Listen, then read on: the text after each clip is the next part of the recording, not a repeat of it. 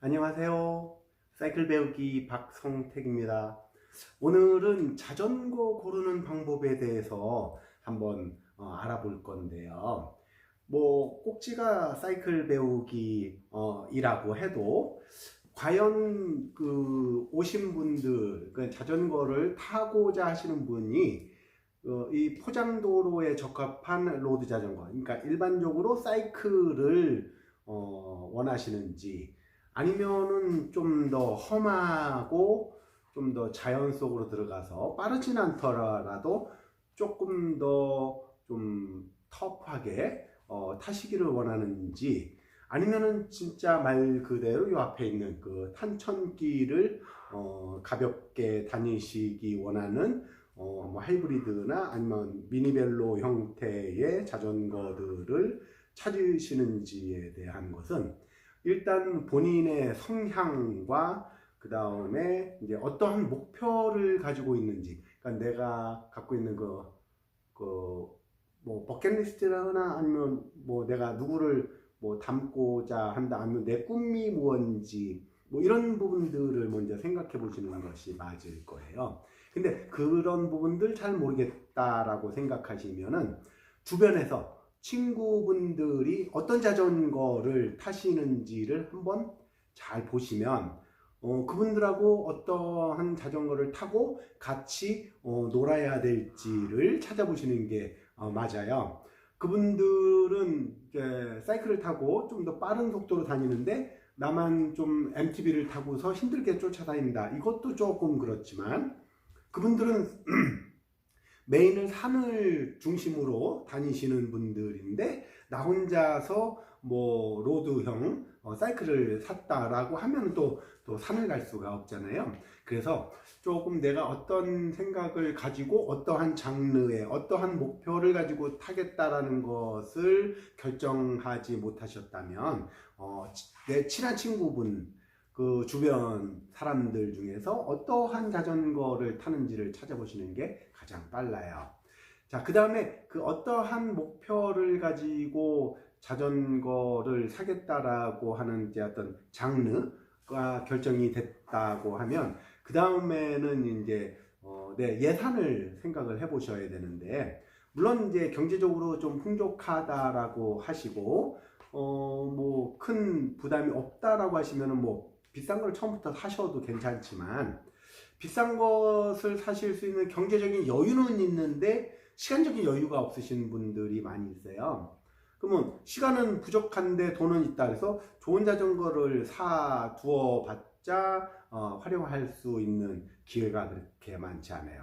그 반면에 자전거를 탈 시간은 없는데 내가 막상 자전거를 사서 타보니 너무 신나고 좋아, 나하고 딱 맞는 취미이고 스포츠다라고 생각이 드실 경우에는 시간적인 어떤 할애를 좀 더 많이 하실 수가 있겠죠. 이때쯤 돼서 고가의 자전거, 뭐 트렌드에 맞는 자전거, 나의 성향에 맞는 정도 수준까지 높이실 수는 있어요. 하지만 그렇게 결정되기 전까지는 좀 더 아주 간단한 입문자용으로 골라보시는 것이 괜찮으시고요. 저희가 추천드리는 것은 한 50만원, 그러니까는 판매 가격을 기준으로, 실 판매 가격을 기준으로 해서 50만원 플러스 마이너스 정도 되는 그 입문자용 로드 자전거를 또 추천을 드려요.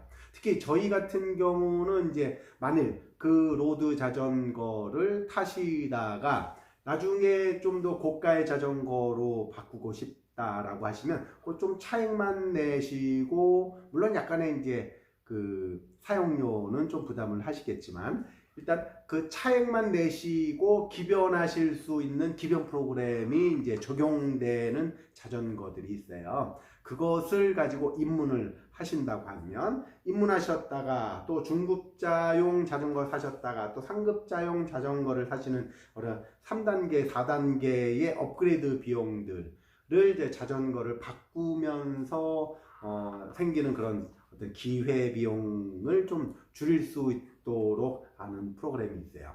자, 그런데 그런 것들보다도 조금 더 중요한 것이 있는데, 첫 번째는 일단은 거주지나 아니면은 주 활동지 근처에 있는 매장을 이용을 하시는 것이 가장 좋을 거예요. 물론 이제 그 매장과 나와의 어떤 궁합도 잘 맞아야 되겠죠. 뭐 애프터 서비스도 잘 맞고, 그 다음에 그 자전거 빵 사장님하고도 이제 좀 친하게 지낼 수 있는 성향이 좀 맞고, 그 다음에 두 번째로 중요한 것은 이 가격 부분, 그러니까는 어떤 자전거를 얼마에 샀다, 얼마만큼 할인받을 수 있게 샀다, 아니면은 사은품을 어떤 것들을 얻었다라고 생각하는 것들이 판매의 중요한 어떤 수단이지만, 구매자분들은 그것이 목적이 돼서는 안 돼요.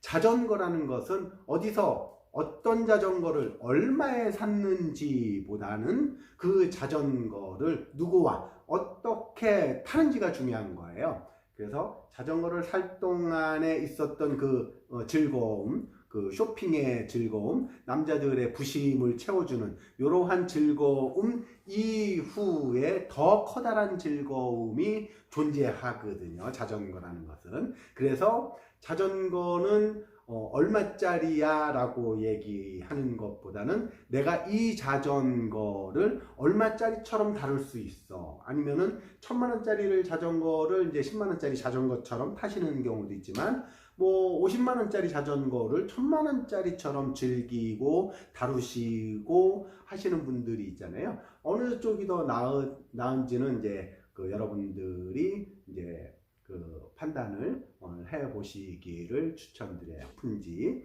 두 번째는 이제 거기에 맞는 적당한 경제적인 여유와 시간적인 여유가 있는지를 체크를 해 보시는 거예요. 그 다음에 이제 근처, 주 활동 무대 근처에 매장이 있고, 그 매장을 운영하는 사람과의 어떤 궁합, 그러니까는 말이 잘 통한다든지 아니면은 좀 즐겁게 취미 활동을 같이 공유할 수 있는 뭐 이런 부분들이 중요하고요. 그리고 맨 마지막으로 가장 중요한 것은 얼마에 샀는지보다는 어떻게 타는지가 가장 중요한 부분이다. 그 어떻게 타는지에 대해서는 제가 만들어 놓은 이 사이클 배우기라는 콘텐츠 안에 많이 나와 있으니까 한번 참고를 해 보시길 바랄게요. 지금까지 사이클 배우기에서 자전거 고르는 방법을 가지고 논의해 봤어요. 자, 이 도움이 됐다고 하시면 좋아요. 그 다음에 이제 궁금하신 부분들이 있다면 댓글을 남겨주시면 바로 성심성의껏 이제 답변을 넣어 드릴게요. 다음 편에는 이제 자전거를 고르는 방법에 대해서 좀 더 구체적으로 알아볼게요. 감사합니다.